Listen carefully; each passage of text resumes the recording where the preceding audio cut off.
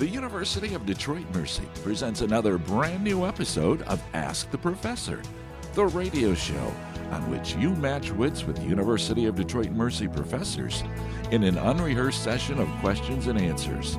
Today's program was recorded using Zoom video conferencing technology. The University Tower chimes ring in another session of Ask the Professor, the show in which you match wits with University of Detroit Mercy professors in an unrehearsed session of questions and answers. I'm your host, Matt Mio. Let me introduce to you our panel for today. Just this once, he's in the upper left. It's Professor Dan Maggio. Hi, Matt. What's going on, Dan? I'm enjoying the upper left. Are you enjoying like 70 plus degree temperstemperatures in November in Michigan? I still have my shorts on. That may change tomorrow. That's what I hear. It's good. It's another week down, and Thanksgiving's almost here. Can you believe it? Unbelievable. Absolutely incredible. When the year really starts rolling, there's no stopping it, let me tell you. So when are finals? When is finals week? 2 weeks after Thanksgiving. Oh, that's early. Which is, yeah, it's around the corner as far as I'm concerned. You know, we have that bonus week, you remember, sort of after New Year's before classes start, which I'm also very much looking forward to. We'll see how that goes. Always a good time of year. Continuing around the face of the clock here is Professor Dave Chow in the upper right. Pleasure to be here, as always. What's going on, Dave? In mourning at the moment, that's all. Yeah, I'm sorry. Kevin Conroy passed away. The voice of Batman. The voice of Batman from voice Batman of the Batman. Animated Series. Yeah. And Bruce Wayne. Yep. That's a big So deal. Beth, tell Drew and get out the hanky. Kevin Conroy passed away, the guy who did the voice of Batman. Oh, he knew. Okay, all right. So yeah, no, it was Jeez. just like bummer, that's all. So My sister is in town, Dave, and therefore, I think you remember fairly recently I had a birthday. She brought me a little present, and it was the Mark Hamill Joker image on a T-shirt. And so I'm starting to get a little bit creeped out by the coincidence here. yeah. So anywho. That's And too also, bad. Dan, just to let you know, this Sunday is Odd Couple Day. It is. Yes, when Felix Unger got tossed out of his house. Oh, So yeah, So do we we have just- to evict somebody on that day? or if not, you just give somebody the pan or something like that at the door. That's all. So Come out of the house. yeah, we'll do something. So okay. Continuing around the horn, Professor James Tubbs is here with us today. Hello, hello. What's going on? Ooh, you're mobile. Well, dear Lord. yes, I was just standing up and walking about a little bit to change the blinds. And yes, it was lighter in my face before. Got it. Yes, better. the sun is still up, but it's only a little past 3, Jim. Give it about 40 minutes and it'll be as dark as Oh, midnight. probably 30. Yeah. yeah, Jim's just fending off the paparazzi. Then we'll be I- descending into gloom. Speaking of gloom, Matt, how are you feeling now that your favorite holiday has passed? It always goes with a little bit of depression. I got to be honest. I get more post-holiday depression from Halloween than I do from end-of-year holidays or anything else. It's a season, Jim. It's 8 weeks to have fun and frolic. And let's be serious. We probably had one of the absolute best southeastern Michigan weather patterns during We fall sure that we've did. ever had. Oh, So, we sure did. This And was a Matt, gorgeous fall. It's technically not over until Berkeley takes down all their skeletons. Right? Oh yeah, 100%. I was just at the gas station, and right next to me is the skeleton holding the gas pump handle and everything. I'm like, yeah, whatever. That's Take a going to be there second. for. How long is that going to be up? I don't Have know. you gotten over that post-Halloween sugar drop, in your bloodstream? That's a different story, because I was just going to say, Jim, I have never been more affected by daylight saving than I have been this week. I've been waking up at like 2 a.m., falling asleep at 7. I don't know what it is. It's just bananas this year. And of course, it all comes right after the holiday and the anxiety and then possible relief after Election Day, etc. So it's been highs and lows with emotions, right, Jim? Yeah, I guess so. Yeah. I have to steal the person who came up with this, because we were talking about it earlier. Jim was that someone posted online that it looks like after Election Day, that Michigan has taken a hard left. And as per tradition, that means we went through the intersection first and then reversed in the middle of the street, which is, anybody who knows Michigan well knows that's called a Michigan left. So yeah, there you go. Continuing around the horn, Professor Beth Oljar is here with us today. Good to be here. What's going on, Beth? Not a whole lot. Happy about the election results and looking forward to getting through November. So yeah, I'll be getting many drafts of papers, I suspect, on Monday. And so that sound pretty much told us everything we needed to hear. well, Beth, how is the enrollment for symbolic logic for winter? it's at 17. And so I officially got the go ahead from Marty to do it both semesters next year. So I've already That's told the awesome. student who emailed me that it was going to be a go. So That's awesome. Absolutely Wow. awesome. We will funnel you advisees all the live long day. And when I first got here in 1998, and the first time I taught symbolic logic, when I asked the chair of my department about teaching the course, he said, "Oh, if they want to take that, we send them to Wayne State." Oh, geez. So we've come a long way I guess, huh? Unbelievable. since those days. Yep. I mean, it fits very squarely into a bucket where, it's actually kind of ironic. The professors in the Ask the Professor panel here, for people who teach cool courses that have a good solid dose of core functionality, like Jim's healthcare ethics and your symbolic logic, and it's easy to put people into them. Frankly, it's the best segue I could think of, because we are joined by guest panelist Professor Andrew Papa from the Department of Performing Arts at Detroit Mercy, and his Fundamentals of Human Expression is risen in the ranks. And we get a ton of great science students who are, frankly, Andrew, you probably already know this, scared to death to take CST 1010, but love taking your course. How's that gone these last couple of years? It's been going really great. It was actually a course I sort of developed not too long after I got here. I started as an instructor in 2015, and then I think the first section of it I ever taught was in 2018 or 2019. Sure. And, You and I had a it's fun. conversation about this. You and Greg and I had a conversation about this course, I think, when you were That's starting right. to think about planning it. Yeah, I remember. You advised us on things to, because it was the first time I'd submitted a course to Right. any course to the core. Right. And so I'm teaching a section of it this semester. I'm teaching a section of it next semester. I've actually got an honors version of Fundamentals of Acting, Wow. which is I've done honors versions of Fundamentals of Human Expression. I've done standard, but I've never done an honors section of acting. So it's going to be So fun. does the human expression course meet the same core outcomes as CST 1010? No, it meets E3. Oh, It okay. doesn't meet what is that, A1? I think so. Um, Yeah. So, So many numbers and letters. Oh, all these little code words we get in the course. Yes. Oh God, yes.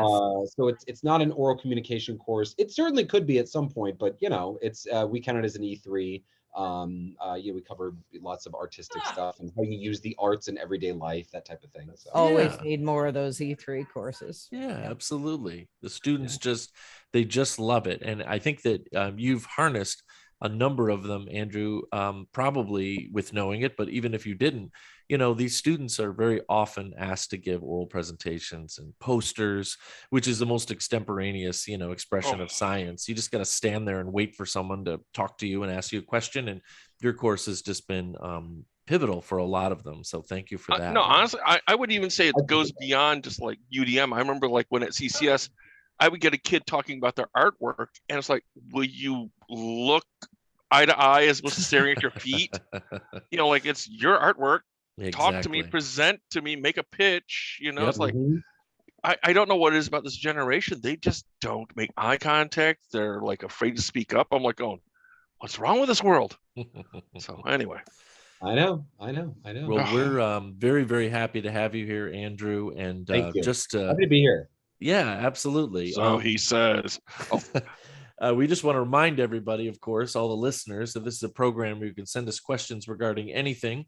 If you stump the panel, you win a prize. If you don't stump the panel, you win a prize. You can send the questions to us in a number of ways. You can email us at atp@udmercy.edu. You can find us on Facebook or Instagram, or listen on your favorite smart speaker by asking it to play Ask the Professor at University of Detroit Mercy. All right, let's take a look at a nice little nest of questions sent to us fairly recently. Dear professors, here's a new batch of 20 questions, varied all over the place for your fine show. I couldn't come up with a good thematic bunch this time, and I hope that I can be forgiven. Oh, of course, absolutely. I hope they still prove challenging and fun for the panelists. Thank you for the weekly entertainment and, of course, education. Sincerely, our friend Amber Hubley, who sent many, many questions over the years. So thank you for continuing that tradition, Amber. Okay. What a great place to start. Oh, What percentage of the population of the country of Scotland adheres to Roman Catholicism? Jim? Can't be very large. Yeah. Well, I'm giving partial credit to Beth on that one. But And Jim says 12. I'm feeling like I could throw it your way, man. It's just short of 16% of what it says. And huh. that was a Wow, really good that guess. much even. Yeah, Wow. yeah, really good Huh. guess. so lots of Catholic churches for rent. Yeah, exactly. Confessional booth over here. No waiting. I mean, if Gil were here, he'd say we could just deconsecrate it and turn it into a bar. I mean, a lot of other cool churches, you know. So Well, is see, there, the problem is, since Mary Queen of Scots, Scotland has not had a leader Right. that was Catholic. Right. It's been under England's thumb since James the Forever, First, yeah. but Mhm. it's been Church of England more than anything else, and Church of Scotland is just the Presbyterian version. Right. of, Right. We may see a little more independence. You never know. The weirder things have happened in this yes, world, Jim. it may happen. No, well, Yeah. that's a very realistic possibility. Yep, absolutely. Independence for Scotland. they never Prof- seem to vote for it, though. Whenever it never seems to pass. Right. Oh, Right. Whenever Let's see what- they, Yeah, let's see what Brexit does though as it moves I forward. was just going to say, in a post-Brexit world, Yeah, it Yeah. might. I am, but the other thing is, a sense of loyalty to the Queen, who really loved Scotland. She and her Right. mom Right. both love Yeah. of Scotland. course, because her So mother's I'm not Scottish. sure what effect that will have, because Charles and his siblings don't have the same connection to Scotland that That's right. Elizabeth did. That's right. Right. I would say that odds are good. And by the way, I'm certain now that gambling is legal in the great state of Michigan that we could put odds on these if we wanted to, that Scottish independence and possibly even Irish reunification are on the table for the next few Yeah. decades. So, but failing that, let's take a look at this question. President Harry S. Truman passed Executive Orders 9980 and 9981. Does anybody know what either of those two executive orders did? Did Prevent they integrate? assassination. Okay, I was going to say, did they integrate the military?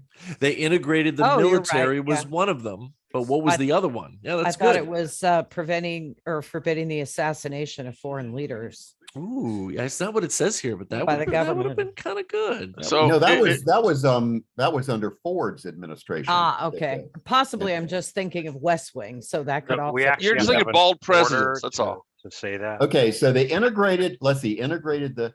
What else did he do? Right? in Is it like 1948? anti-discrimination with the military?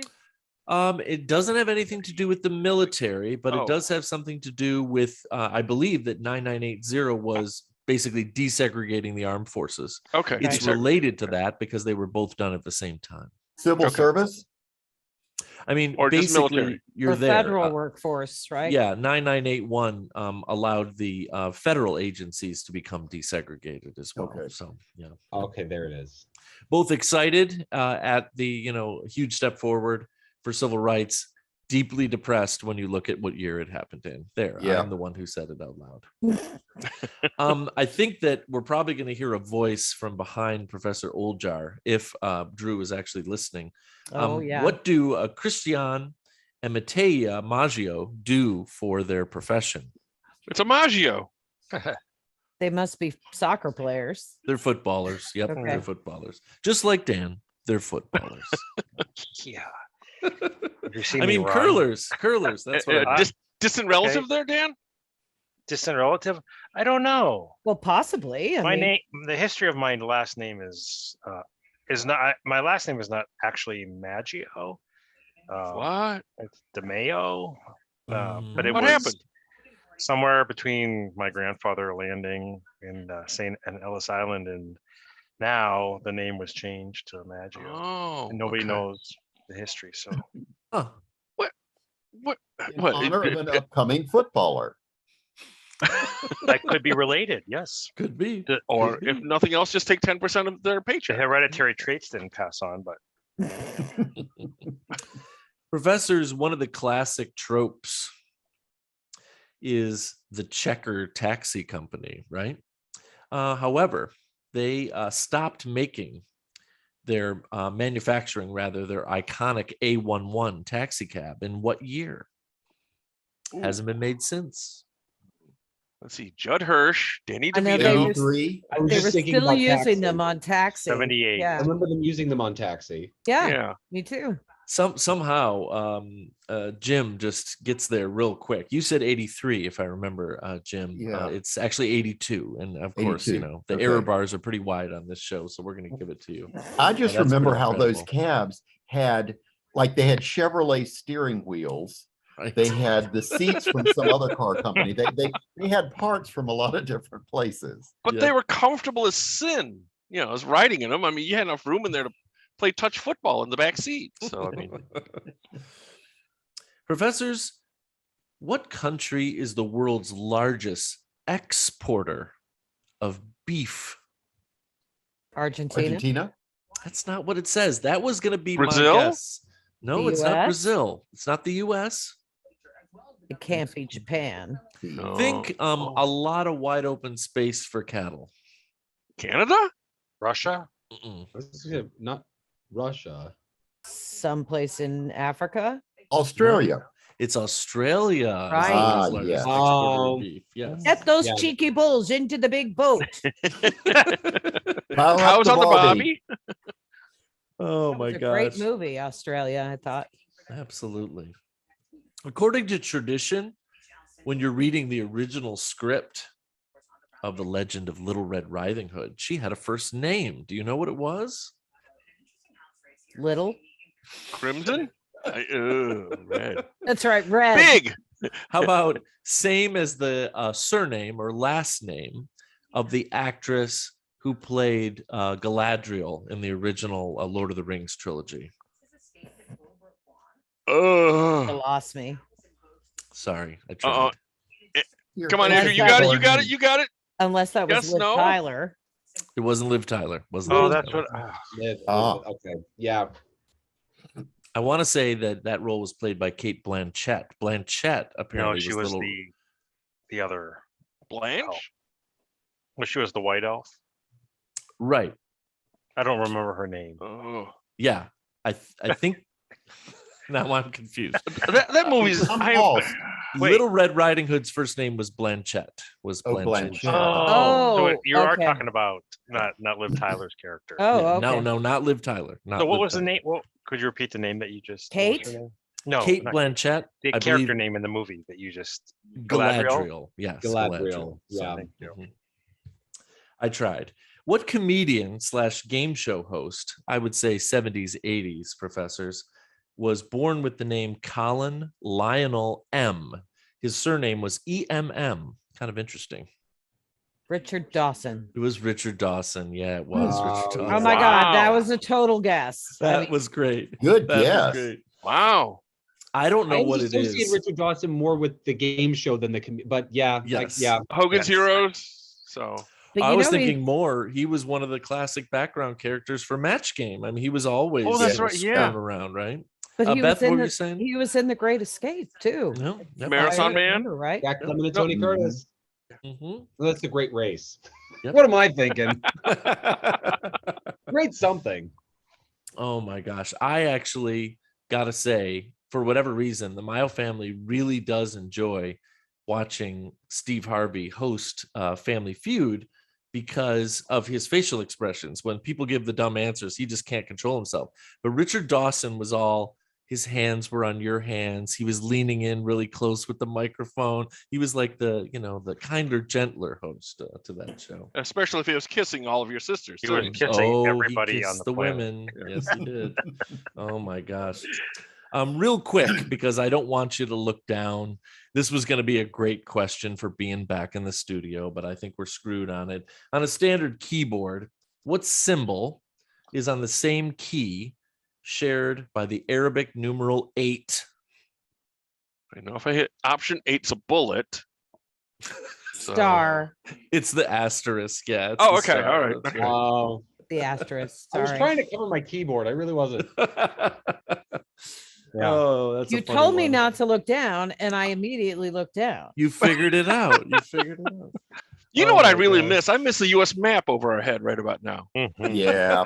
True. We'll have it back. We'll have it back All right. someday. Oh my gosh. I'm just waiting for Michael to swap it out for like Zimbabwe or something like that. Throw all of us off. So, this is fitting into the category of I was literally driving to get on the podcast here, the show with you today, and listening to people guffawing at the $44 billion that Elon Musk spent to buy Twitter. And it is in so much economic turmoil, it may not last 2022, the entire company.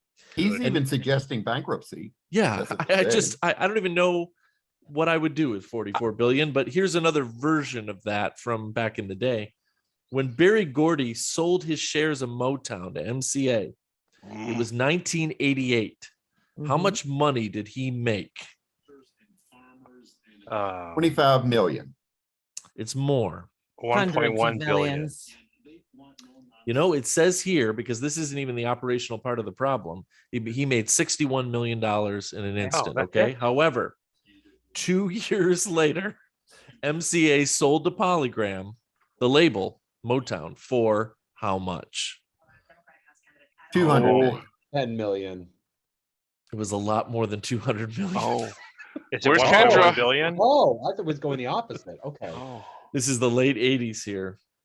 500 million. A little bit too much. $330 million 2 years Wow. later. It's Kinda just, I don't even know chump what to change say about that. today's It's Well, MCA made a nice profit. yes, they did. Yes, investment 101. Who was the first who is known to be the first female leader of a predominantly Islamic nation? Oh, Gandhi? Benazir Bhutto? Bhutto. No. Yep. What, is it Pakistan? Okay, Mhm, yeah. Yep. Pakistan. Yep. Absolutely. Okay. Nice.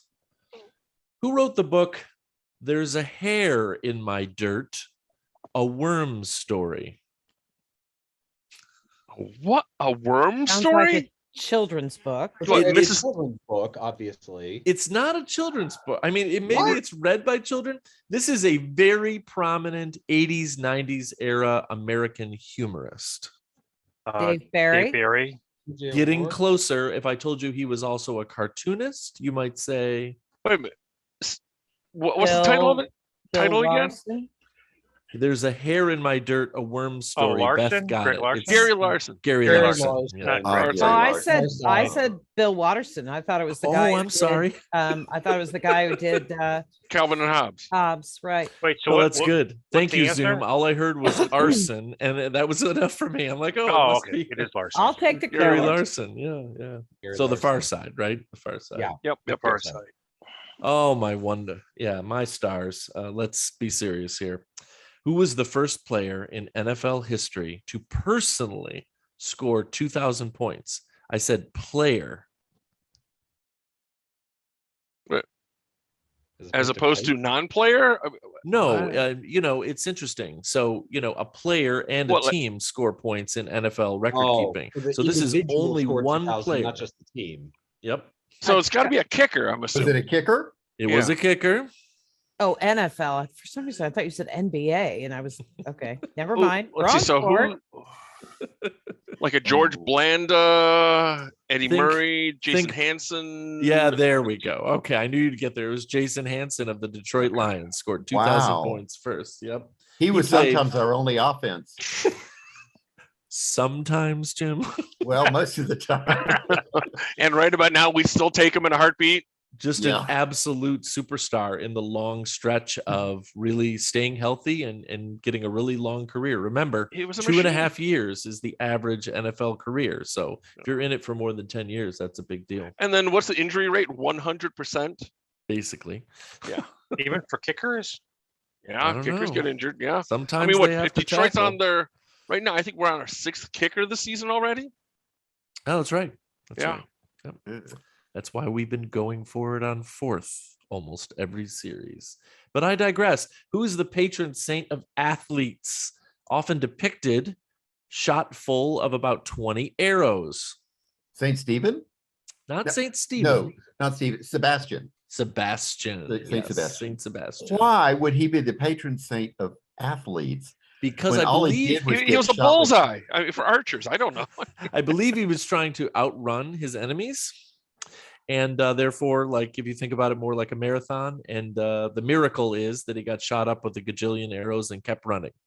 So, some weird stuff. Let's be serious. So he's a He's slow usually athlete. depicted as tied to a tree, getting That's right. shot with That's a right. bunch of arrows. Yep. What's the name of the theme song for Monty Python's Flying Circus? Is it? And now for something completely different. That's that the that's scrap? good. It is actually know. a piece of classical music written by Sousa. Okay. I was going to say Joplin, but okay. I can hum it for I you, can but I hear can't. it. Yeah, I can hear it. Dun, dun, dun, dun, dun, dun, dun, dun, dun. Who's got And then the words? foot- And then the foot comes down. Yeah, exactly. Yeah. The big Terry Gilliam foot. Yeah. Yeah. Yeah. That lovely noise. It's so great. That's John Philip Sousa's The Liberty Bell. He wrote a song about the Liberty Oh, Bell. okay. Liberty Bell March. Mhm. Exactly. Okay, what recording artist produced the following albums? Here we go. No Secrets, Playing Possum. Carly Simon. Oh my gosh, it only took 2 and they gave me I'm a- 7 to say. That's I'm a awesome. huge Carly Simon fan. Blah blah blah, Playing Possum, Boys in the Trees, My Romance, and the Working Girl soundtrack. Carly Simon, yeah. Oh, saucy beyond words. One Yeah. of the best singer-songwriters of the 70s, Yeah. without Yeah, she was question. great. I could And watch she her on still mute. is. I could watch her on mute. This morning, there were clouds in my coffee. What more can I say? In January 2019, what did the College Football Hall of Fame accept as its first ever, oh my word, non-human inductee to the College Football Hall of Fame? What? I don't even know what to some say. Gotta be some mascot. or Mascot, something. animal mascot. It is not a Was mascot. it like? Oh, was it that camera that goes down the cable down the field? That is a really good guess, Jim. And you so far have been the closest, but it's not the camera. Wait a minute.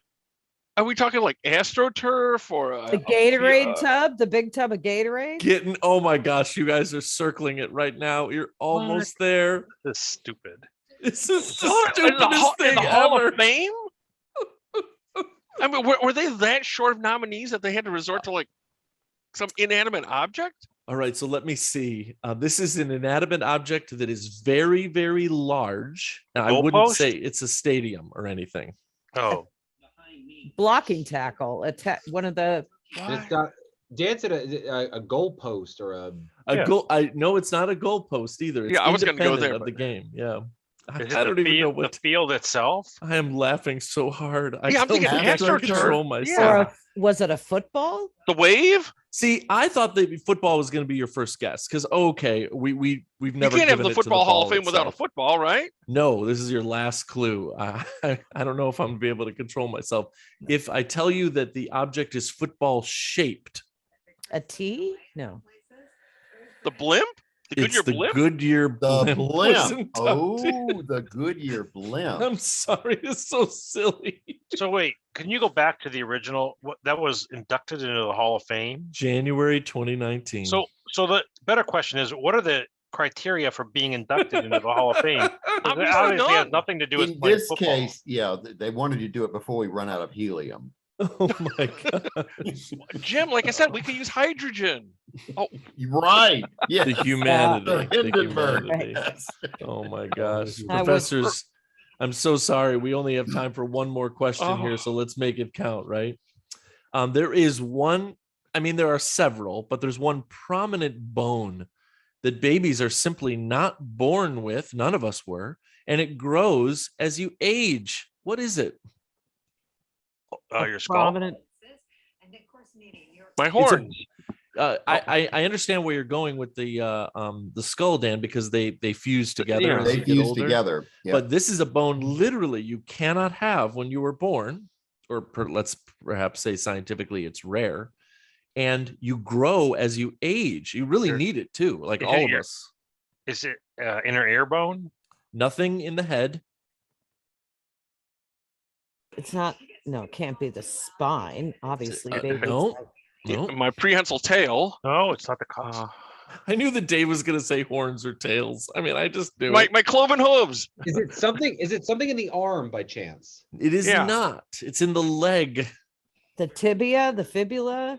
It can't be the femur. Kneecap. It's your you're- patella. It's your kneecap. Ah, You were okay. born These with are no born without kneecap. kneecaps. Yeah, it's like, I mean, I hate to put it this way because I've literally witnessed the C-section birth of my 3 sons, but I mean, you got to be able to kind of flop around like a stuffed animal to be able to find your way out, you know. And if you had kneecaps, your legs wouldn't be able to bend the other way. So there you go. Jeez, I'm never gonna look at your 3 kids ever the same again. Well, they didn't Oh. have to worry about that. That's the point that I'm making. Wait a minute. All 3 of your kids were delivered by. Cesarean birth? I know I'm telling tales out of school here, but if Leslie were here, she'd say the same thing. Joe was literally almost 12 pounds overweight and like 2 weeks past Oh my deadline. God. So they Whoa. had to take him out of her that way. And after Yeah. she did that, she looked at me and she goes, "That was a snap. Let's just dial it in. If we know what day it is and I can mentally prepare, this is the way we're doing it going forward." And I go, I did not have a vote in any of this. So if that's what you want to do, then that's what we're doing. This The is why end. Dan Maggio and I espouse teleporter technology, right? Exactly. It is her exactly. body, and if she wants to do That's that, right. Yep. Why you elected to watch that, I'm really not sure. I'm going to let you know that I did not. I thought you stayed said- I thought you comfortably said you behind the did. curtain. Oh, And every time they tried to show me something, I was like, Are do you not even serious? think about it. I'm talking to the anesthesiologist right now. The gas passer. are you serious? A Wow. 100, I could not even handle a drop of blood. Oh, I was on really? the other side of Okay. the curtain too, Matt. I was on the other side. There you go. See, Andrew, Well, he knows what yeah. I'm talking about. And then the guy is like, you know, the anesthesiologist who literally is just there to make sure people don't die. He's like, "So what do you do for a living?" I'm like, "I'm an organic chemist." He goes, "Hey, all right, now we got something to talk about," you know. So, ay. Professors, Well, I'm so that's sorry. funny. We've reached the end of our show, and the time has come to say goodbye. Dan, goodbye. Dave, See ya. Jim, Good afternoon. Beth, Bye. and Andrew. Until next time. And now these words from University of Detroit Mercy. Ask the Professor is transcribed in, all of our homes, but usually it's in the Briggs Building in the Department of Communication Studies in the College of Liberal Arts and Education at University of Detroit Mercy's McNichols campus.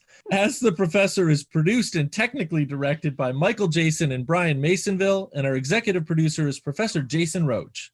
Until next week, I'm your host, Matt Mio.